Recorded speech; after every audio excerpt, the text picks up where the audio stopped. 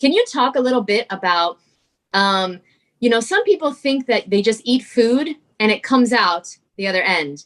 Can you talk a little bit about what happens when you eat something like something from a dead animal's body part or a byproduct of a animal?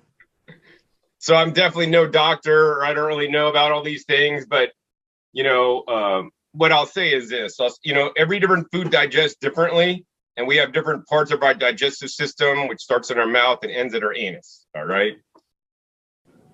Some foods will kind of stick around in certain areas of our body longer than others, where they can be problematic because some foods contain,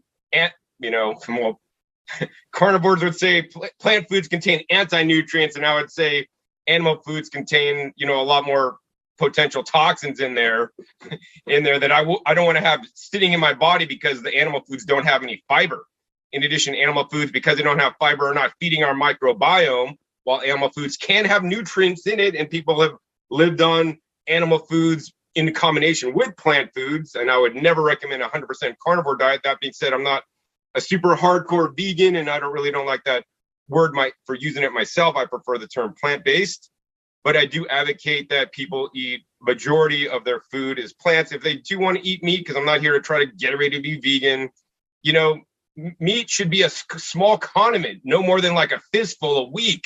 And everything else should be plants. This would be better for the environment and better for you and your microbiome based on the studies. So what animal products do you eat, John? I mean, I take a supplement, if I'm going to be honest, that is derived from milk, but I don't eat any animals. And that's, once again, for my microbiome that I'm experimenting with.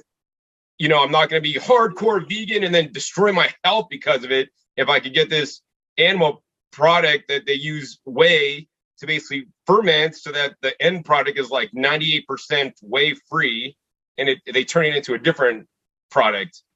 There's an alternative to that, but I just need a lot of human breast milk. If you know anybody to hook me up, I'd be glad to get off this product that is derived from dairy so that I could drink real human breast milk, but you just can't really do that. I don't know anyone that's personally, but I'll keep you posted. Okay, in the last 25 years, so did you ever experiment with eating animal products or like eggs or milk? I never did eggs. I have done milk and cheese in the last 25 years. I did raw dairy. I visited my friend Jeremy Saffron in Hawaii. I have a video on how, goat milk helped him. And even after being a raw vegan for a long time, he had some back pain. And when he started incorporating goat milk, his back pain went away. And he said he tried everything to get his back pain to go away on being vegan, and it didn't work. Now, the cool thing is the update on that was that he is doing dairy again. He thought it was so good, he kept doing it. And then another point, after it helped him, then it started hurting him. So it's not like dairy is good or bad. I mean, if you're eating a nutritionally deficient diet, animal products are basically concentrated plant nutrients.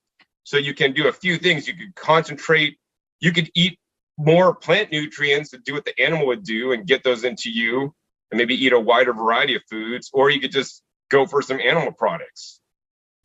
I have a question. So you said that it was a blood test you got with Dr. Rick Dina that showed you that your microbiome wasn't as diverse as you think it should be, No. Right?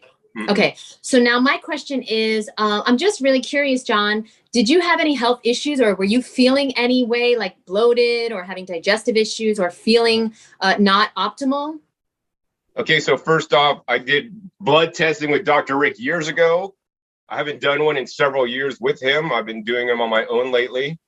My last 3 were on my own without Dr. Dina, but I have seen patterns with the blood testing I've done in the past, and it always would be around my cholesterol levels, LDL, triglycerides, as well as, those are the main things. Vitamin D and B12 also could be a little bit low, but in range, but maybe a little bit of concern. But I did microbiome testing, not with Dr. Dina, on my own accord. So, and that was not where I wanted to be. So we have a couple different tests, that I've done I've done a lot of more tests than that, but it's my microbiome testing that, isn't where I think it would be as somebody who's eating the proper and appropriate diet for the humans. Yes. Thank you, by the way, John, for letting me ask you so many different questions. My next question is about colostomy.